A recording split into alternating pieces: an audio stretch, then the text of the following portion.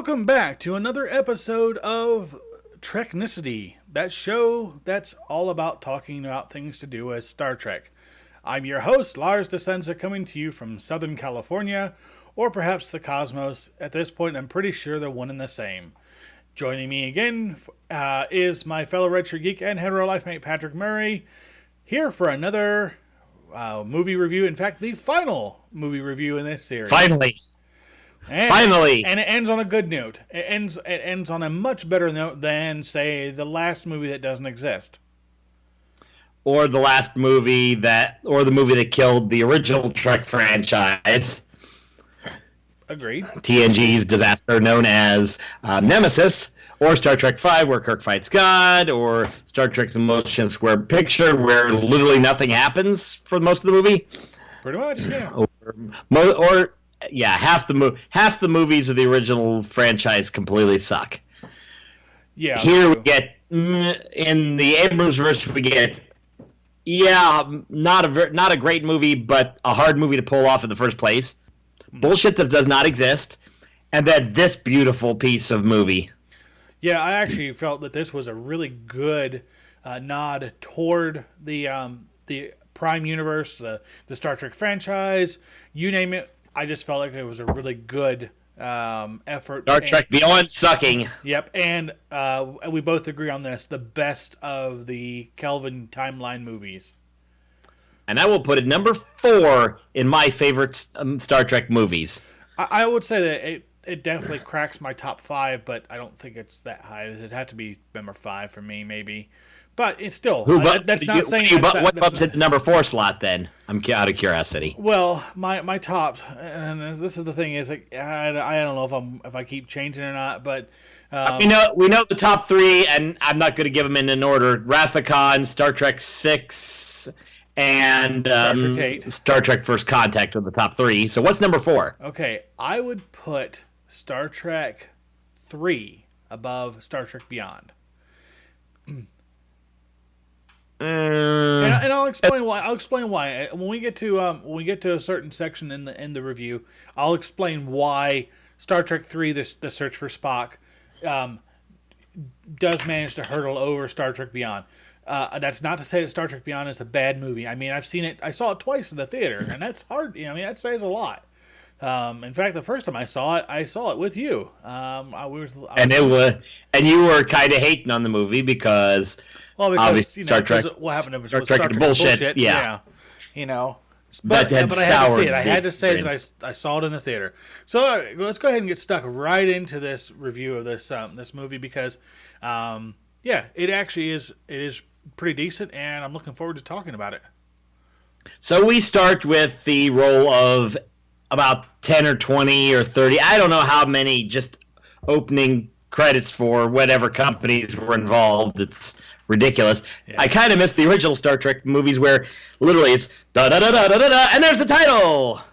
This one you have to wait for a while and go through 2,500 companies. You have to earn that. But on the plus side, we have the Michael Giacchino score underneath it, so I can listen to that for an hour straight before the movie starts.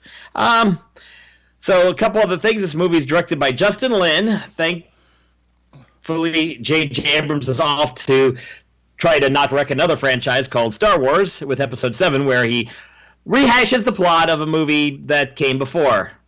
Sound familiar? Although this time he gets it right, thankfully. Yeah. Justin Lin. We'll talk Star Wars on somewhere else that's not Treknicity. Right. For those who don't know, Justin Lin, he is known largely for the Fast and Furious series. Not all of them, but a number of them. Yeah. I think he began with Fast and Furious Tokyo Drift, and yep. Yeah. So not terrible movies, but not my Furious. Let me find them. I'll tell you the rest.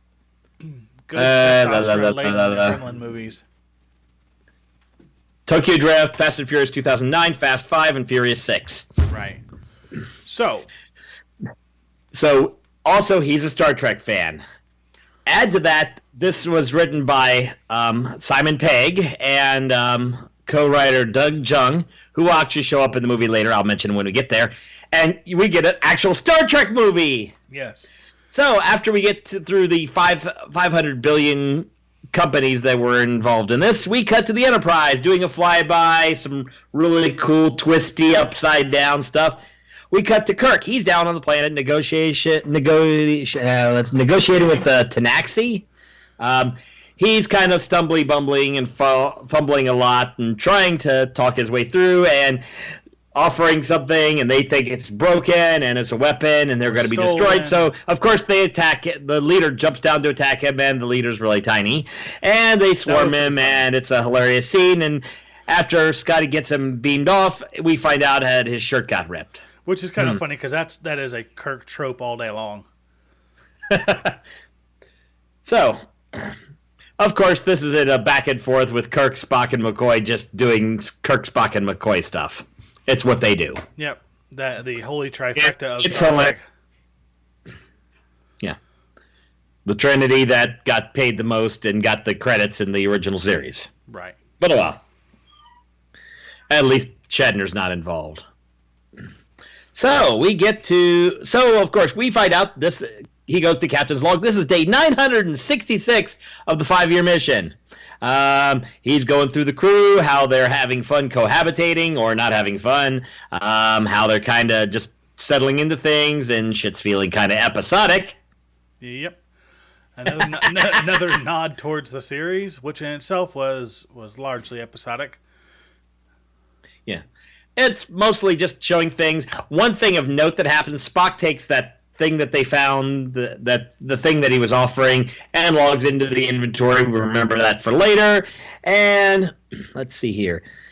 We find out they're heading towards a place called Yorktown Base, and we watch them going to warp, and I'm trying to remember. I think that's where we get the opening credits. We get the title. And then we cut to Kirk and Bones are sitting, and they're waxing about it being Kirk's birthday, which is also the day his daddy died, which Mickey's not too happy about, but it happens. Keeping it low-key, they stole some whiskey from Chekhov, strangely noting that he should have probably been a vodka guy, although in the end we hear Chekhov talking to someone how, of course, somebody in Russia invented whiskey. Of course. But that's the thing. That is a nod towards the original character, which is good. I still remember Chekhov's line in Star Trek 6 when he says, in the Russia epic Cinderella, if should fit, wear it. And of course, they find out that Ensign Dax or Crewman Dax, whatever, had the weird looking alien feet and couldn't fit those boots. But anyways, But again, the Kirk and McCoy talking about Kirk moping over his birthday is a nod to the same scene in Star Trek 3. Except with now the dead daddy thing. Right. Okay. So they get to Yorktown, which McCoy, of course, describes as a snow globe getting ready to pop and kill everyone because McCoy. Yeah, because he's paranoid. So we get this beautiful shot of them going in. We get camera angles. It's the kind of shot that makes for a beautiful incoming scene. They dock, of course. Everybody disgorges. Sulu runs off to his family, his husband, and his daughter, which we know he has a daughter. From the original series, didn't have a husband because this was more of a nod to George Takei. Right. Side note, Sulu's husband is played by the co-writer, I forgot his name already, Doug Jung. Happens to be playing Sulu's husband in this one. So, meanwhile, Spock gets interrupted by a couple Vulcans, and we get to find out that Spock Prime, played by Leonard Nimoy, has died. That's because in real life, that was true. Showed the passing of Leonard Nimoy. Right, Leonard Nimoy was actually had passed away in 2015 at that point. So yeah. So he's not the first. He's not going to be the last person in this film that dies. But oh well, we'll talk in real life. We'll talk about that when we get there. So let's see here. Let me find. We also find out that Spock and Uhura have apparently broken up or split for some reason. We don't know exactly what's going on there, but oh well. She's wanting to give back some kind of necklace. Again, stuff that becomes important later. Yep, exposition. Now Kirk goes and talks with the commander of the starbase, Commodore Paris. And basically, she's received his application. They passed along his application. I cannot talk tonight. Application to become vice admiral. And they'll discuss that after he goes off on a mission. Yeah, that's kind of mission. I tell you right now. Hang on a second. That's one of my sticking points. That's one of my. They just had to take something and shake the monkey a little bit. Like come on, how many starship captains get to become an admiral after being on duty for 2.5 years or almost 3 years? Really? It is Kirk. I mean, considering he became captain after becoming a disciplined cadet, he went from disciplined cadet to captain in the span of a week, maybe, or less, however long the movie was. Yeah, 2.5 years to admiral is not as bad of a jump. Fair enough. Okay, yeah. So go ahead. We're gonna let that one. We can let that one slide, considering that's not as egregious as the prior movies. So now the mission is because a damaged escape pod or ship crawls into Yorktown base and has an alien woman. What is her name? I will find that eventually. While you're looking that up, just a side note, nice little cameo there by Greg Grunberg, was a good friend of J.J. Abrams and was supposed to be in the 2009 reboot of Star Trek, but was unable to do so for scheduling reasons, and instead made an appearance as the voice of Kirk's stepfather. Okay, so let me find that name. Kalara. Basically, she tells them that they discover from her that her ship is stranded on the planet Altamid, which is located past some dangerous unexplored nebula that blocks communications. Because we always have to block communications, because why not? And next thing you're going to tell me they can't run the transporters either. They run the transporters in this one, but we'll get to that because that happens. Mm-hmm. So Kirk and Spock the Enterprise is starting to undock. Kirk and Spock get in turbo lift. We have some awkwardness because apparently both of them are looking at getting away from Starfleet. We don't know this about Spock yet, but Kirk definitely is looking at getting away from the Enterprise, and Spock definitely has something going on with Uhura and Spock. Kirk wanted to get away from Spock. Yeah, I still remember what you did 2 years ago. You son of a... Yeah. Okay. Yeah, they're all huggy. But then we get the launch of the Enterprise, which is a lot faster than we've seen back in the days where... Back in the original series days, where it's like, okay, they're pulling out. And then they play the da da da da da da da da da da da. No, this they pretty much torpedo them out. It's like, yeah, let's go.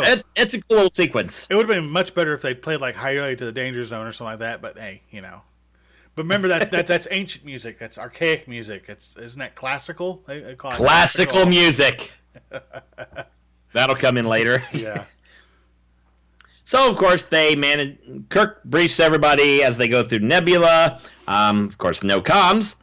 They get there, they just scan the planets, the Class M planet, and immediately after that, a swarm of ships comes at them and starts attacking. They start shooting, but it's pretty much ineffective. The ships start just shredding everything. They try to go to warp. They get the nacelles shredded right off the ship. Let's see here. Wait a minute. What are you saying here? Are you saying this is the third Star Trek movie and the Enterprise is being torn to shreds? Yeah, but it takes a lot longer than in Star Trek 3.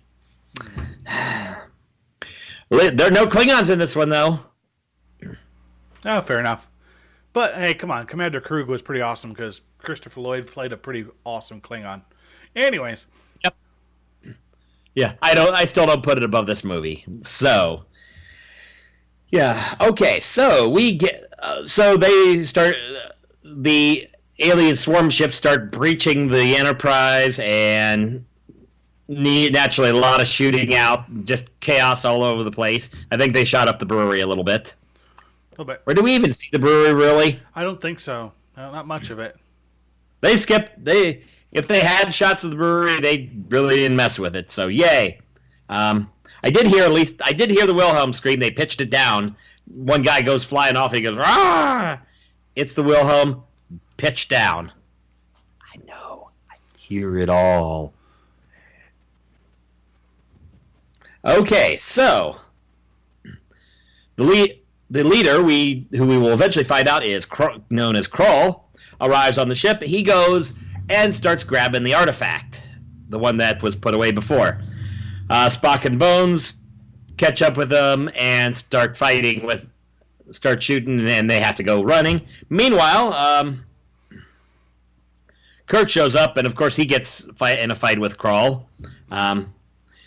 Scotty managed to get the impulse back, but then they shred in further and tear the bottom of the ship off. And the only way to get impulse power back at this point is to try to separate the saucer. Wait a minute. An emergency separation that can't be undone, basically. Right. It's not like... Now, it was theorized or kind of bounced around in like fan circles, back in the 80s, especially when a little game company called FASA was making the Star Trek role-playing game, that the Constitution-class ship could indeed separate its saucer, but it would be a one-time emergency permanent separation, that, or at least one that couldn't be undone easily. So it was kind of a nice nod. I'm not gonna balk at that. Yep, it worked. So now it kind of breaks down here. Are actually a little hard to follow in the chaos, but eventually, at some point, at this point, Kirk basically calls to abandon ship. He runs down to go separate. Spock and Bones are in a turbolift that goes flying out into space, gets grabbed by one of the alien ships. They somehow manage to get into the alien ship, throw the alien out, and take control of it. So they're in a ship. Let's see here. But we discover that the swarm is taking the crew members. They're just grabbing up escape pods and running with them. Kirk runs down to try to separate the ship. Of course, Kroll and some others show up, and there's some fighting. And Uhura, meanwhile, runs down to help Kirk. She kicks some ass and separates the ship, gets trapped with Kroll. When the star drive breaks loose, Kirk goes with the saucer. Correct. Let's see. Kirk eventually gets to the bridge where, unfortunately, some of the crew get gunned down, but before the main cast can be killed, he shows up and takes everybody out because Kirk. So they start jumping into escape pods. Sulu goes out first, gets captured. Meanwhile, Chekhov and Kirk ride, and what's her name? I forgot her name again. Kalara ride the ship into the atmosphere, where they eventually punch out, and we watch the Enterprise crash through mountains and burn up and get torn to pieces. It's pretty much done for. We haven't pretty seen, much we, done we, for. We've it's never not, seen that. It's not completely done for yet because this is the Enterprise. You don't go down that easy unless it's Kirk self-destructing it. Yeah. Star Trek 3. Mm-hmm. And okay, actually, that's a good. Or unless put a Bajoran at the helm. Let's put a let's stop there for a second. I want to talk to you. You asked me why I put Star Trek 3 above this movie. In Star Trek 3, the same thing happens. The Enterprise is destroyed when Kirk activates self-destruct and then beams down to the planet and so on and so forth. The reason why it was better in that movie is because the Enterprise at this point, that Enterprise was something that we felt emotionally attached to. It was a ship. It was a character as much as any of the other characters. And it felt like when it was lost, it was you felt the loss. In this one, you're just like, are they just rehashing the whole thing? I mean, why did they have to destroy it? Why do they do this whole thing? I mean, it was a good sequence. It's not. I'm not bagging how. Look, I'm really not bagging a sequence. It's just like, and it's not bullshit rehashed like a certain movie that doesn't exist that came before this one. Right. Yeah. So, anyways, you asked why they kind of earned this one. And we do feel a little bit for the ship, not as much as Star Trek 3. I'll give you that, but still, it's like, yeah, it's still a good sequence. They earn a good death for the ship. So, so Scotty, meanwhile, has managed. Scotty at some point, and I kind of forgot him somewhere in the mess. He jumped in. He was being chased. Jumped into a torpedo and flew himself down to the planet. They ignored the torpedo. So people that got out, everybody pretty much was captured except for Spock and McCoy, Kirk, Chekhov, and Kalara, and Scotty. Those are the three groups. So on the planet, let's see here. I gotta find out. I lost where we were. So Scotty lands first. He lands on a cliff. It has to jump out before he falls to his death. And it's a very cliffhanger moment.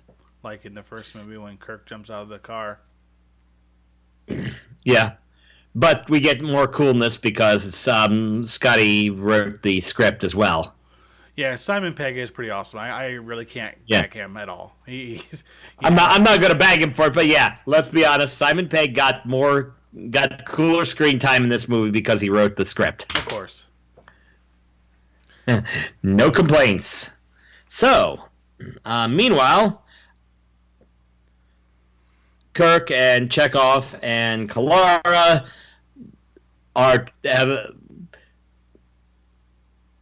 Kirk basically draws a phaser on Kalara because he figures that she led him into this, and she pretty much admits to it because I had to do it to save my crew. Anybody smell a second Kelvin universe movie? Yeah. Okay, so let's go ahead and let me see here. So they're going to go to the Enterprise to see if they can locate the rest of the crew. At this point, we see the rest of the crew's pretty much has been captured as the swarm ship stock, and we get to see them unloading, and Uhura discovers that Kroll can speak quite good English. So, now Spock and McCoy pop up. They're crawling out of their ship. Spock apparently got impaled. There's a lot of banter as Spock is in pain, and McCoy's talking about how everything's horseshit. And then of course McCoy cauterizes the wound in the most humorous way possible, which of course, yeah, that's hilarious. Which then prompts Scotty. Yeah, go ahead. Which then prompts Spock to exclaim that his theory of ripping off the Band-Aid is indeed horseshit. Yes, which is hilarious. Strange that they can curse in this movie. Dumbass on you. Okay, so meanwhile, Scotty's fumbling about like an idiot, sort of, trying to picking up pieces, when some scavengers surround him, and it looks like he's in trouble, but he's saved by Shayla, cool alien chick who kicks a lot of ass. Also, go ahead. Just say she plays quite a humorous role in this. I actually quite like the character of Jayla in this movie. Okay, so now Kirk, Chekhov, and Kalara get to the saucer, which is looking kind of beat up, and they're going to go in and try to find. But the problem is they find out that it looks like that there's patrols around, so it's going to be kind of tricky getting in. McCoy and Spock, meanwhile, find some ruins, and they find symbols that Spock recognizes were also on the artifact. Jayla and Scotty, meanwhile, This is how jumpy these movies are really jumpy. That's why I've got to cut and paste a lot. Jayla and Scotty, meanwhile, go to Jayla's ship, her ship, home. Which turns out to be the USS Franklin. And see, the registration is NX326. You want to rip on the timeline mess, or shall we do that later? No, please go ahead. I'm going to let this one slide for now because why the hell would they need an NX class out there? I mean, come on. So we cut to Sulu and Uhura manage to get free of the cell they're stuck in, and they go around exploring a little bit.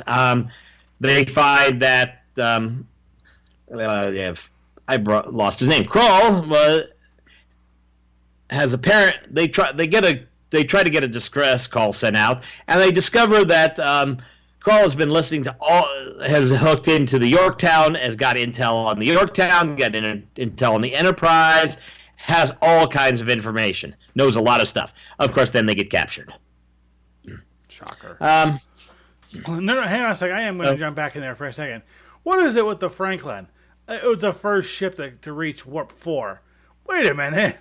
What happened to NX-01? What happened to NX-01 Enterprise? The first ship to reach Warp 5. It's like, wait a minute. Who knows? Anyways, okay. Because that timeline should not have been changed. That's pre-Kelvin. That's pre-Kelvin, folks. Yeah. But we're going to forgive them a little bit on here because, let's be honest, this movie pulls off something that we didn't think an Abrams movie could be, and that's a Trek movie. So they get into the ship, get on the bridge, and Chekhov starts firing up stuff to try to track the crew. Meanwhile, Kirk goes to retrieve something because, and I forgot this point earlier, Kroll at some point loses track of the artifact. When he opens the box after getting separated from Kirk, he discovers the artifact's not there. Kirk hints that it's on the ship. So he goes with Kalara to go get it. She immediately turns him in because she's the bad guy, except that Kirk already figured this out, and Chekhov has the draw on her. So they go off running, and we get another chase. They manage to we get a lot of shooting. They manage to shoot the thrusters. They get those fired. So the ship starts going like this. Yep. They run to the bridge, shoot out the bridge display, slide down, and somehow manage to run the entire length of the ship while Kalara makes it just far enough to look up and watch the ship land on her, and she's dead. Goodbye, good riddance, you traitorous bitch. No, please tell us how you really feel. Now we find out. Now, let's see here. Hang on, I can't. He needs his own man glasses so he can read his notes. Well, I just scroll. So, large type. Sulu and Uhura get to talk with Kroll a little more. The big thing we take out there is they takes a couple crewmen and sucks their life out of them. It's pretty awesome. Kind of like J.J. Abrams did to the franchise. That Justin Lin managed to re-inject a little bit. I mean, he's working in the Abrams-verse, so it's kind of screwy to begin with, but right. It helps. I'm not going to let it go. I like the movie, but I'm not going to let it go. Yeah. Now, we get more time with Spock and McCoy. Spock basically indicates he was broke up with Uhura because he's breaking up with Uhura because he's also considering leaving Starfleet to go make little Vulcans. Okay, that's McCoy's phrasing. So yeah, that's kind of there's where we discover finally. Yeah, Kirk's thinking about leaving, Spock's thinking about really leaving. Meanwhile, Kirk and Chekhov are tracking some signal they picked up, and they stumble upon Jayla's trap, and they get encased in it because Kirk, of course, can sense a trap coming, except this time, because hilarious. Now, of course, meanwhile, Jayla and Scotty are jamming out to some Public Enemy while they're working on the ship. Jayla gets the alarm. They go find Kirk and Chekhov, and then they bring him aboard and get a tour of the Franklin, which is really cool. They locate the signal that they were picking up, and it turns out that it's Spock and McCoy. Of course, Scotty has to use the old transporters, which were primarily used just for cargo transport. This is consistent with the older show. This is consistent with Enterprise, for the most part. Yeah, they do use that. Yeah, but at the end of the series, they were using a transporter for people like it was nothing. Yeah, it was old hand by then.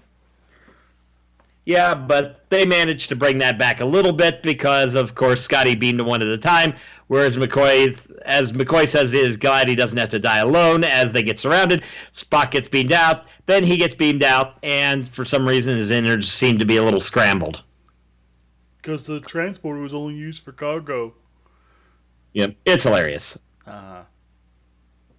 So, now that the gang's pretty much all together except for the rest of the crew that are captured, we cut to Krall. He's studying Kirk, so he's trying to learn as much as he can about Kirk. But then he decides to go and get the artifact. He basically threatens to kill Sulu, and the one alien that Kirk accosted really quickly on the ship by the name of Syl reveals she has the artifact stuck in her head because she's had a little compartment that goes, and she had it tucked in there the whole time. She's probably going to regret that, but we'll get to that in a minute. So we cut back to the ship. They're discussing how to rescue the crew. Spock confirms that they're in the location because he gave the amulet he gave Uhura. He can use as a tracking device because he is a stalkery asshole and a creep. Yeah, and it's mildly radioactive material from Vulcan. He's a stalker. Okay, so Jayla, however, doesn't seem to want to go because something about it being a bad place. Scotty goes and talks with her and kind of gets her convinced because we've got to do something. We got to get this movie going somehow. So they start planning the rescue. Now, of course, they determine they have to have a diversion. So we cut to the base as Kirk and Jayla on a motorcycle beam in and start racing towards the base. And it's really exciting. Now, this is when we discover the weapon is called the Abernath. Basically, at this point, Krall uses it on Syl, teaching her you should never give the enemy a weapon because she gets turned into liquid. Yep, she gets... Darn, how terrible. And apparently, he's going to use Karl is going to use the Abernath to inflict some ass kicking on the Federation, starting with Yorktown base. Mm-hmm. So now we know what the climax is going to be. Okay. So Jayla gets dropped off at the door. Spock and hold on, who beamed in? Spock and McCoy beam in to go rescue the crew. Jayla jumps up into cover position, starts shooting people while Kirk races around. And apparently he's using a bunch of hollow emitters because there's a bunch of Kirks racing around and they're shooting him. And, of course, they don't shoot the right Kirk. He's also spraying some of that stuff that Jayla's traps made and making big barriers to block blaster fire, which is pretty cool. Blaster fire? It's a... What franchise are we in? Blaster fire, phaser fire, who cares? I don't know. It's some kind of energy weapon. Some energy pew-pews. It's energy. It's a generic energy weapon. I'll call it a blaster. Sure. It's not a phaser. If it was a Starfleet person shooting it, it would be a phaser. You know I'd say that. If it was a Klingon, it'd be a disruptor. And Romulans use disruptors, I know these things. And Romulans use disruptors, and... Vulcans mostly suck, except in this series where they're mostly dead. Oh darn, how terrible. Let's see here. Where were we at? Okay. So Spock and McCoy pretty much rescue everybody. They get all beamed out, and then of course the last second, Kirk does a motorcycle jump, grabs Jayla as he's beaming, and they beam in, and everybody's safe. But the swarm is launching and heading for Yorktown. So they got this junky old ship, the Franklin. they do some quick techno-babble talk to get it working, and suddenly they shoot it forward off a cliff, it falls, and they do the fall down, hit the thrusters, fall down below the line of sight, and then up and yay, into space, and it's a beautiful shot. It's one of those shots where you're like, yeah, this is cool, man. I mean, you know when they go and disappear, they're not dead. It's just, okay, they disappeared, and whoosh, there they are. Just waiting for that. Because we know they're not going to crash, because then roll credits. Hold on. Let me bring this out. Okay, so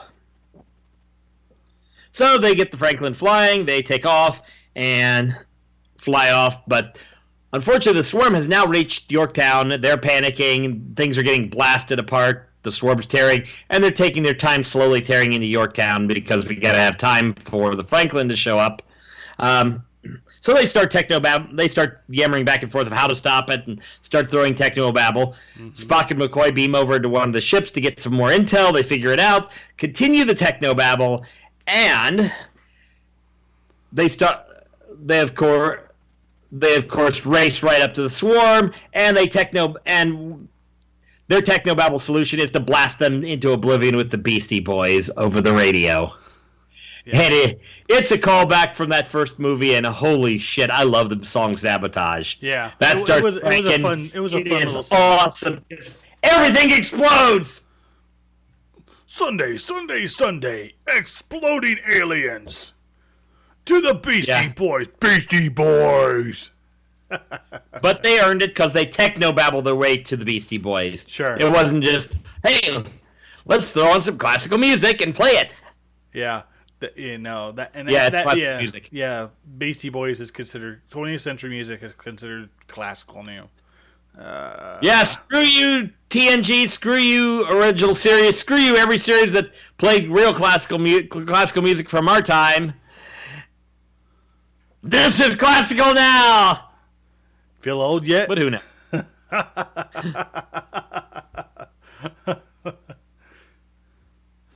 Not at all. Okay, so they blast out the hive ships. Oh, the swarm. Yep, the hive. Yeah, the swarm explodes into pieces. But of course, I forgot his name. Kroll figures things out and manages to punch his way into Yorktown base. Of course, the Franklin Spock and McCoy and their ship and the Franklin follow him, and we get another chase scene because this is the director of 4 Fast and Furious movies. Not complaining, but just stating. And what do they figure out about we're getting a lot of car chase scenes. And what do they figure out about Kroll? What does Kirk figure out about Kroll? We haven't gotten there yet. They managed to drive him around and eventually stop it by popping the Franklin up through a pond, and they crash into the Franklin. Somehow, though, Kroll escapes them. Again. We discover this because Uhura spots the video of the crew playing, and she immediately recognizes Kroll is actually Captain Edison, the former captain of the Franklin. They look into his logs. They find out he was kind of going insane. They discover that in the past he was let's see here. Mako? Mako, yep. And apparently he's really pissed at the Federation because they didn't come and save him after all the years of combat and fighting and killing. Wow. What other story have we see where they get really pissed off because they got left behind? Yeah, but this one was earned. This wasn't Star Trek into bullshit. Fair enough. Again, they developed the character. They gave him an arc. It wasn't, I am Khan. Dun, dun, dun.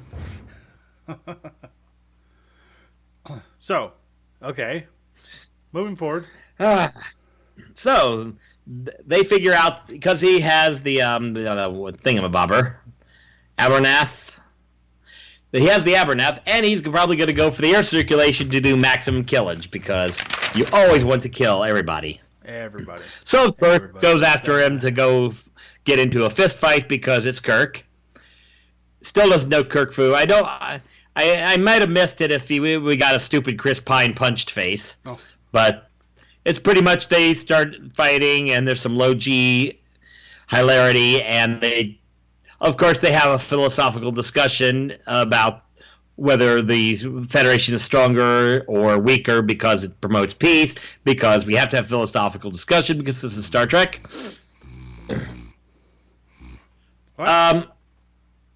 Unfortunately, Edison/Krull manages to turn on the Abernath and throws it up into the thing. Kirk goes up to try to stop it, to release some things so it'll be ejected into space. If he fails, he gets sucked into a fan and dies, and then everybody dies. If he succeeds, he has to get out before he gets sucked into space. One of the last thing he has to open, of course, doesn't open up, so he's kind of stuck.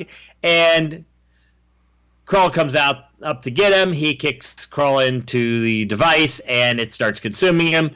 They both get sucked out, but Kirk gets saved, and Krull gets sucked into space and dies because, of course, Spock and McCoy are going to save his ass.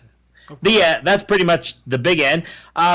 So we get to the final bits. Kirk, of course, rejects becoming an admiral, and Spock decides to stay in Starfleet. And Jayla But we do get a shot of him. We do get a shot of him opening up and seeing a picture of the old crew from Spock Prime. I think it's a Star Trek 6 promo pic, or maybe Star Trek 5. I don't know. I don't remember. But it is the original crew. The original crew. Awesome. So, yeah, little nod. Yeah, we'll take it. Okay, so Kirk and McCoy are bantering about, and they walk into Kirk's birthday party, which he didn't want. But apparently he's happy to get now because all the crew's there, and he's feeling happier. Sure. Because we find out that Jayla gets into Starfleet. Kirk and Spock kind of talk about staying. So then, of course, everybody gathers around, and we cut to the construction of a new Enterprise, which they, of course, time-lapse so that we can watch the ship rolling out. We get space, the final frontier, except the entire crew runs up through it, and they go taking off, and we get the end credit sequence with the music. There's some reference. There's a lot of references to little things, and in the end credits, you even get a giant green hand. Yeah, that was pretty funny. Yep. Yeah, that was actually a nice nod to the original series. I have to give it credit. Like my beefs with this movie are just Can you name the episode? Nitpicking. I'll even admit they're nitpicking. So yeah, nothing wrong with nitpicking. I mean, shredding a little bit on any movie is worthwhile, but let's be honest. Overall, this movie earned its stripes.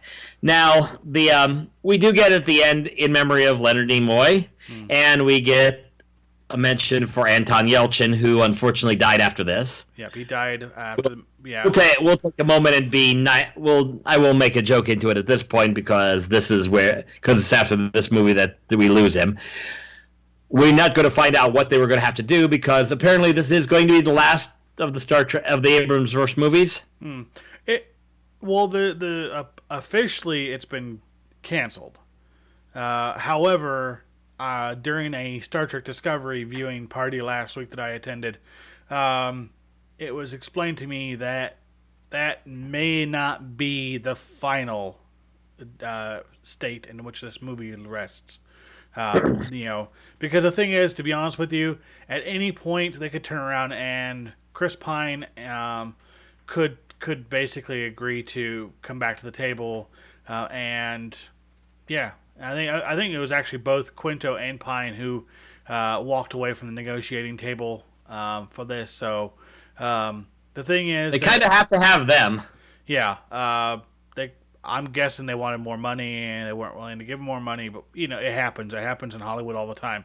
But anyways, I've been told that despite the fact that it is in what we deem as development hell, that may not be how it ends up. It may actually end up happening. It's just not going to happen right now. However, the other thing that's been brought up is that if it does not go forward for any reason, that most likely will be the opening to allow Quentin Tarantino to come in and do his Star Trek movie. Which I don't even want to think about What that. the hell? Yeah, I mean, I could just, instead of calling it Star Trek, you just call it Kill Kirk, Volume 1. I have no idea what the hell Quentin Tarantino would do. I don't know either. But I'm sure we would see the likes of probably John Travolta, Michael Madsen, Uma Thurman. We're gonna see a lot, and we're definitely not gonna get a family friendly-ish movie out of that one. No, in fact, actually, he said the only way he would do it is if they allowed him to make an R-rated Star Trek movie. Which, to be honest with you, we're gonna see Kirk in the bedroom, aren't we? Yeah. Chris Pine might. We might see the. Pine might sign up just for the alien poontang. We might see the fan fictioned Spurk, if you know what I mean. And that is the sexual relation between. The sexual relationship between Kirk and Spock. The scary thing is, I've actually heard where somebody pieced dialogue together and made that happen. Oh yeah, that's an oldie. I think I still have it somewhere. So yeah. So, but that's the last of the movies as far as we're going. Assuming Treknicity lasts long enough and they make another movie, we will be back to review that. Indeed. So. Official. Two things. First of all, let's give us a rating. 5. You're gonna give it 5. I'm gonna give it, just because I have to be a jerk, I'm gonna give it 4.5. 4.5. I'm not gonna go the full 5 on this one, because the thing is, if I give it a full 5, then that's kind of spitting in the face of First Contact, in an Undiscovered Country, Wrath of Khan. Come on. I got to give up there with them, but it is up there with it. I will give it credit. So, yeah. Anyway, so we'll give So that we liked the movie. It was very good. I actually, like you, it is my favorite of the Kelvin timeline movies, and and I actually hope to see what they come up with next. Maybe they'll come up with something cool again. So, on that note, JJ will come back and rehash Star Trek 4, and we'll get whales. That's all the time we have for this episode of Treknicity. I have been your host, Lars Scenza, and thankfully for the last time for a while, my co-host has been Patrick Murray. And as always, here on Treknicity, I just want to remind y'all to rock out with your Spock out. So, see ya, folks. Have fun.